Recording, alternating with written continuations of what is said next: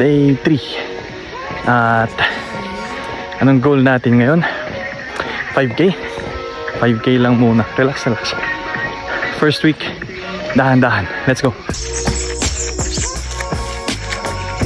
May nabasa na naman ako kanina, sabi it's not about being better than someone else, it's about being better than who you were yesterday.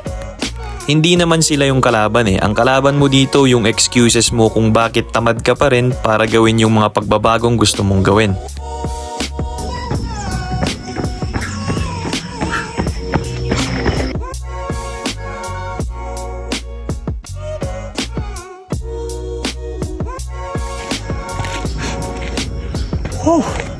Alright, sa mga gustong sumabay dyan,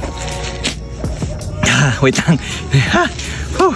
Sa mga gustong sumabay dyan, or kung sumasabay na kayo, mag-comment lang kayo sa comment section kung ano yung ginawa nyo sa araw na to.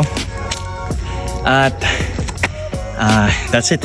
Tuloy-tuloy natin to. Let's go, day 3. At dahil gusto kong tapusin yung 5K na distansya, ayan, kahit gabi na tumatakbo pa rin tayo. Anong dinner natin? Half cup of rice, patani na bigay ng kapitbahay, konting beef na leftover at patatas.